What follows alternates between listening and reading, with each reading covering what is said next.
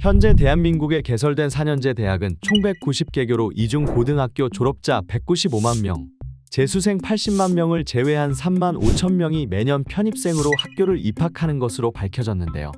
대학 편입은 3학년으로 대학교를 입학하는 제도로 수능으로 입학하기 어려운 상위권 대학에 들어갈 수 있는 또 하나의 입시 전략으로 알려져 있습니다. 하지만 인서울 치트키로 불리는 편입도 줄어드는 선발 정원에 비해 편입생의 숫자는 늘어나고 있어 그 문턱이 높아지고 있다는 이야기가 들려오고 있는데요. 분명 일반적인 입시와 비교했을 때 경쟁자가 적은 것은 사실이지만 그만큼 우수한 인재들과 경쟁해야 한다는 특징도 존재한다는 것입니다. 이번 영상에서는 인서울 치트키로 불리는 대학 편입의 현실에 대해서 알아보고 다음 편에서는 대학원 학벌 세탁의 현실에 대해서 알아보겠습니다. 그럼 바로 시작합니다. 송수장. 편입은 일반 4년제 대학과 일부 전문대에서 시행하고 있으며 일정 보유 학점이 있다면 편입 지원 자격에 충족됩니다. 단, 학교마다 시험 전형이 다르다는 특징이 있는데요. 대다수의 인서울 대학교는 인문사회 계열은 영어 시험, 자연과학 계열은 수학 시험을 보고 있으며 시험 100%로 학생을 선발하는 학교도 있지만 대학교 성적과 면접 점수를 함께 반영하는 대학교도 있습니다. 영어 2에서 3등급 베이스로 1년 정도 준비한다면 상위권 대학 대다수를 비벼볼 수 있다라고 말할 정도로 대부분의 대학교에서 영어 시험을 필수적으로 반영합니다. 스카이 제외, 편입으로 갈 수 있는 1티어 대학으로는 서강대, 성균관대, 한양대가 대표적이며 최상위권으로 갈수록 필답고사뿐만 아니라 대학교 성적과 면접 점수를 반영하는 경향이 있습니다. 영어 시험의 전형은 두 가지로 나뉘는데 첫 번째는 대학교에서 자체적으로 출제하는 편입영어 전형, 두 번째는 토익, 토플, 탭스 같은 공인어학 성적을 반영하는 공인영어 전형입니다. 공인영어 전형은 지방고 전국립대, 고려대, 연세대를 포함하여 인서울 10개교 정도만 시행하고 있고 영어 성적 100%를 반영하는 대학도 있지만 성적과 전공 면접 시험을 함께 반영하는 학교도 있습니다. 결론적으로 인서울 입학 자체가 목표라면 보다 많은 학교에 지원할 수 있는 편입영어 전형을 준비하는 게 전략적일 수 있습니다. 자연과학 계열은 편입수학 시험을 필수적으로 반영합니다. 대다수의 인서울 대학이 편입수학 100%로 학생을 선발하지만 일부 상위권 대학은 영어 시험 점수와 대학교 성적, 면접 점수를 함께 반영합니다. 편입영어 전형에 도전하는 학생보다 편입수학 전형을 준비하는 학생이 더 적기 때문에 경쟁자가 적고 커트라인은 편입영어보다 더 낮다고 할 수 있습니다. 하지만 그만큼 허수가 적고 실력자들과 경쟁해야 한다는 인식이 있습니다. 대다수 지원자가 대학교를 2학년까지 다닌 대학생입니다. 따라서 경쟁자들의 평균 연령대가 낮은 것이 특징입니다. 대학교를 입학하지 않았거나 중간에 휴학 혹은 자퇴를 한 경우 학점은행제를 활용해 편입 지원 자격을 갖추는 경우가 가장 많습니다. 학점은행제는 고등학교 졸업자가 이용할 수 있는 평생교육제도로 보유한 학점을 대학교 졸업과 동등한 학위로 인정받을 수 있습니다. 취득한 학위는 법적으로 동등한 효력을 지니기 때문에 대학교 편입, 대학원 진학, 자격증 응시 자격 등 학력 조건이 필요한 곳에 모두 활용할 수 있습니다. 온라인 수업으로 진행되는 학습과정, 시간을 단축하여 졸업할 수 있는 제도의 특성상 편입 공부의 시간을 더 할애해야 하는 편입생에게 안성맞춤인 제도일 수밖에 없습니다. 재수나 공무원 시험을 준비하는 것과 다르지 않습니다. 대다수 편입학원에 다니거나 편입인강을 통해 준비를 하게 되는데요. 다만 수능 시험과 같이 전 국민에게 알려져 있는 제도가 아니다 보니 학원의 수가 많지 않고 유명한 학원과 일타 강사는 수도권에 집중되어 있는 현황입니다. 따라서 지방에서 준비하는 편입생은 인강으로 준비하거나 시험이 시행되는 11월에서 12월 전에 서울로 올라와 한두 달 자취를 하고 다시 내려가는 사례도 있습니다. 편입 영어와 수학은 편입 하나만을 위해 출제되는 시험이므로 수능 시험과 출제 경향이 다르고 난이도 또한 높습니다. 따라서 개념에 익숙해지는데 평균 6개월 이상 소요되며 학교별 기출문제를 지속적으로 풀어보는 시간도 필요하므로 합격 점수에 도달하기 위해서는 최소 수개월에서 1년 정도의 시간 투자가 필요합니다. 단, 수능 시험과 차이점이 있다면 11월부터 12월까지 대학별 시험을 약 40일에 걸쳐 시행하기 때문에 지원하는 학교의 수준과 당일 컨디션에 따라 시험 점수가 달라진다는 것입니다. 즉, 단 한 번의 기회가 아닌 여러 번의 기회와 의외의 행운이 따를 수도 있다는 것입니다. 최근에는 편입을 준비하는 편입생이 많아지면서 편입이 이전보다 어려워졌다는 이야기도 있습니다. 과거 학사 편입 전형으로 편입 수학을 준비하면 인서울 치트키다라는 말이 있을 정도로 대다수 지원하는 일반 편입에 비해서 경쟁률이 적은 게 사실이었고, 그 중에서도 편입 수학을 준비하는 경우 편입 영어 경쟁률과 비교했을 때 커트라인이 낮게 형성되는 것도 사실이었습니다. 하지만 4년제 학위로 지원하는 학사 편입 전형의 메리트가 널리 알려지게 되었고, 현재는 학점은행제를 통해 학사 학위를 단기간에 취득하여 편입 지원 자격을 갖추는 사례도 많아졌습니다. 때문에 학사 편입과 일반 편입의 차이가 크지 않아졌다라는 추측도 있습니다. 편입 시험은 매년 시행하지만 선발 인원은 차이가 있는데요. 일반 편입은 학과의 결원이 발생할 경우 해당 학과의 인원을 충원하는 개념이고, 학사 편입은 3학년 입학 정원의 2% 이내에서 고정적으로 선발하게 됩니다.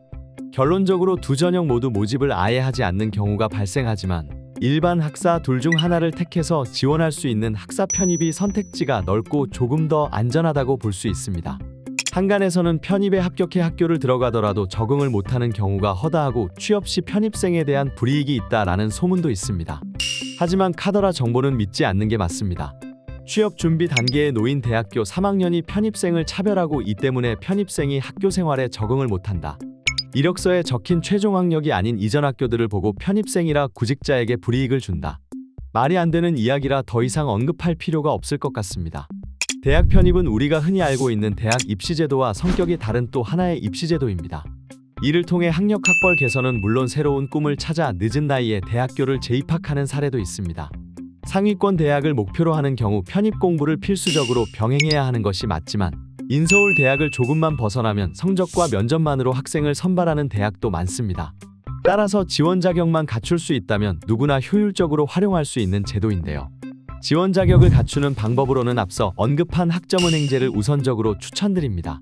학점은행제에 대한 자세한 내용은 상단의 추천 영상을 참고해 주시기 바랍니다. 현재 대한민국에 개설된 대학원은 총 1167개교로 이 중 일반 대학원 187개교, 전문대학원 185개교, 특수대학원 795개교로 특수대학원이 가장 많은 비중을 차지하고 있습니다. 최근 통계청의 자료에 의하면 만 15세부터 29세 청년층 취업 고용률과 경제활동 참가율이 떨어지고 있는 것으로 나타났는데, 최종 학교를 졸업하고도 직장을 구하지 못한 미취업자는 133만 명으로 집계되었고, 이들 가운데 취업이나 시험 준비를 하지 않고 그냥 쉰 사람은 25%로 34만 명이었습니다. 졸업한 미취업자 4명 중 1명은 그냥 쉰 셈입니다. 이 취업자들을 세부적으로 분석한 결과 고졸, 대졸 미취업자 모두 진학 준비에 비중이 높아졌는데, 그 결정적인 이유로 취업 대신 도피성 진학을 선택하는 청년들이 많아졌다는 것입니다. 이번 영상에서는 대학원 진학의 현실에 대해서 알아보겠습니다. 그럼 바로 시작합니다. 송수장. 많은 분들이 대학원 진학을 통한 이른바 학벌 세탁이 의미 있는가에 대해서 궁금해하실 텐데요. 결론부터 말씀드리면 학부는 학부, 대학원은 대학원입니다. 단순히 명문대 타이틀을 자신의 수식어로 활용하는 게 목적이라면 대학원 진학만 해도 학벌 세탁이 가능하다고 할 수 있습니다.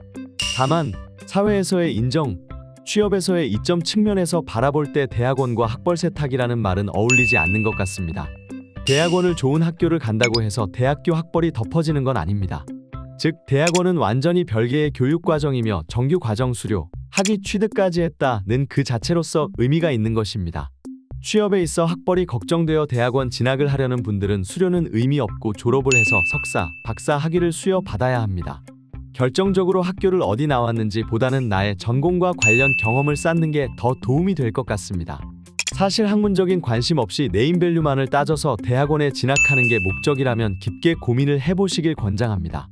회사에서는 돈 받고 욕먹지만 대학원에서는 돈 내고 욕먹는다라는 말이 있습니다. 생각처럼 학위를 받게 되는 과정이 쉽지만은 않습니다. 목표가 뚜렷하지 않으면 중퇴하거나 수료를 하고 나서도 논문 주제를 못 정해서 차일피일 졸업을 미루게 되는 경우도 발생합니다. 논문을 쓰다 결국엔 유서로 넘어가기도 합니다. 결국 돈 버리고 시간 버리고 학위까지 못 따는 경우가 생기기 때문에 대학원 진학은 자신이 정말 해당 분야에 관심이 있을 때 해야 한다고 말하고 싶습니다. 대학원은 4년제 학사 학위가 있으면 지원 가능합니다. 즉, 4년제 대학교를 졸업했다면 지원할 수 있습니다.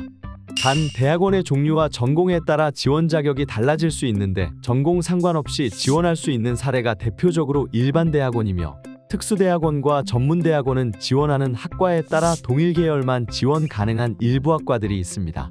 어떤 대학원이 더 좋다라는 기준은 없지만 본인의 상황에 따라서 대학원을 택하는 게 가장 중요합니다.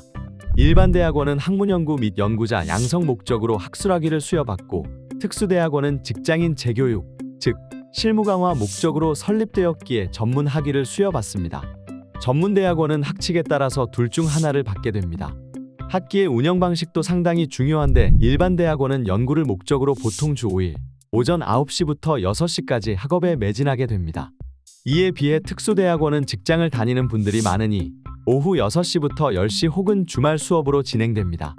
즉, 현재 나의 상황에 맞는 학교와 학과 선택도 중요하지만 시간 투자를 어느 정도 할 수 있는가를 고려하여 적절한 선택을 하는 것이 상당히 중요하다고 할 수 있습니다. 대학원에 지원할 때 반영되는 요소는 대학교 성적과 학업계획서, 자기소개서, 면접 등입니다. 사실 이 중에서 대학교 평점이 엄청난 비중을 차지하지는 않습니다. 대학교 평점이 좋으면 당연히 좋겠지만, 이미 돌아갈 수 없는 강을 건넜다면 학업계획서나 자기소개서 서류를 더 열심히 준비하는 전략이 대학원 진학에 더 도움이 됩니다. 대학 이름이나 학위의 형태보다도 본인의 의지를 피력하는 게 학과 교수나 대학원 입장에서는 더 중요합니다. 자신이 서류상 약점이 있다고 생각이 든다면 학업계획서와 자기소개서가 가장 중요합니다. 학업계획서를 작성할 때 지원하는 학과 교수님의 전공을 파악하고 논문, 저서나 그 제자들의 논문들을 보면서 나는 어떤 걸 하고 싶은지 적는 것도 괜찮은 방법입니다. 원서 접수 전 해당 교수님께 직접 컨택해서 상담을 받는 경우도 있다고 하는데, 실제로 그런 경우가 많지는 않습니다. 아마 대학원과 더불어 대학교가 함께 있는 곳은 자대생을 많이 받으니 타대생이 컨택하는 경우도 있는 것 같습니다. 이 부분도 유의해서 도전한다면 가능성을 높일 수 있는 방법이 될 것 같습니다. 대학원 졸업자의 초임급여를 살펴보면 석사학위자 중위소득 326만원, 박사학위자 중위소득 482만원으로 나타났습니다. 졸업자의 취업 현황을 살펴보면 45.1%로 중소기업이 가장 많은 것으로 나타났으나, 이는 대학 졸업자의 통계도 포함되었기에 정확한 지표라고 할 수는 없습니다. 전공 분야에 따라 졸업 후 취업 상황이 크게 차이가 납니다. 인문사회 계열의 경우 생각보다 취업이 쉽지 않습니다. 근무 지역이 수도권에 집중되어 있을 뿐만 아니라 초임 급여도 자연, 공학 계열에 비해서 상대적으로 낮은 편입니다. 학위를 따고서도 바로 취업이 안 되는 사람이 많고, 정규직보다는 불안정한 계약직 자리로 시작하는 경우가 많습니다. 이공계는 인문계보다는 아웃풋이 좋습니다. 초임 급여에서 평균 20만원에서 30만원 정도의 차이가 납니다. 하지만 결국엔 고학력 전문 인력을 필요로 하는 곳은 한정되어 있기 때문에 개인의 노력과는 별개로 필연적으로 누군가는 대학원 학위를 따도 백수가 생기게 되는 암울한 현실이긴 합니다. 대학원 진학이 취업에 도움이 되려면 무조건 대학원의 네임밸류를 따지기보다는 취업하려는 분야에서 유명한 학교를 가는 게 중요합니다. 특히 많은 분들이 공공기관 취업에 관심이 있을 거라 예상하는데, 블라인드 채용이 많기 때문에 학교의 이름은 지워지고 결국 전공이나 학술적 성과 관련 경력이 취업 성공을 좌우할 것입니다. 해당 분야의 유명한 학교를 추천하는 이유는 그 분야에서 유명한 곳이라면 인맥을 형성하는 데도 도움이 될 것이고, 관련 정보를 보다 쉽게 얻을 수 있기 때문입니다. 학사학위가 있는 상태에서 대학원을 갈지 편입을 할지 고민하는 분들이 꽤 많습니다. 학부에 대한 미련이 남아있고 젊은 나이대에 속한다면 보통 편입을 택하는 경우가 많습니다. 어차피 상위권 대학 진학에 성공한다면 같은 자대 안에서의 대학원 진학은 보다 수월하기 때문에 아예 학부부터 대학 간판을 바꾸는 선택을 하는 것입니다. 반면에 그럴 시간적 여유가 없는 상황이라면 편입보다는 대학원, 일반 대학원보다는 특수대학원을 택하는 경우가 많습니다. 특히 일을 하면서 학업을 병행해야 하는 경우라면 특수대학원이 가장 적합한 선택이라고 할 수 있습니다. 앞서 언급했듯 학부는 학부, 대학원은 대학원이라는 개념이 강하기 때문에 나에게 맞는 학교와 학과를 선택하는 게 가장 중요합니다. 과거 대학원은 공부의 뜻이 있는 사람만 가는 것이다 라는 인식이 강했지만, 최근에는 명문대의 타이틀을 퍼스널 브랜딩에 활용하는 목적이나 취업 준비를 위한 하나의 과정으로 인식하는 경우도 증가하고 있습니다. 물론 이를 하나의 도피처로 생각하고 허송세월을 보낸다면 큰 문제이겠지만, 학문의 뜻이 있고 배움을 위해 대학원에 진학한 사람에게는 두 번 다시 오지 않을 큰 기회일 수도 있습니다. 대학원 진학은 4년제 학사학위를 갖출 수 있다면 누구나 지원할 수 있으나, 상담심리대학원, 유아교육대학원 등 자격증을 취득하기 위한 일부 양성과정은 동일 계열만 진학할 수 있다는 특징도 있습니다.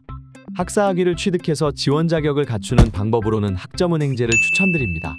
학점은행제는 고등학교 졸업자가 이용할 수 있는 평생교육제도로 보유한 학점을 대학교 졸업과 동등한 학위로 인정받을 수 있습니다. 취득한 학위는 법적으로 동등한 효력을 지니기 때문에 대학교 편입, 대학원 진학, 자격증 응시 자격 등 학력 조건이 필요한 곳에 모두 활용할 수 있습니다. 온라인 수업으로 진행되는 학습 과정, 시간을 단축하여 졸업할 수 있는 제도의 특성상 단기간에 지원 자격을 갖추는 용도로 안성맞춤인 제도입니다. 학점은행제에 대한 자세한 내용은 상단의 추천 영상을 참고해 주시기 바랍니다.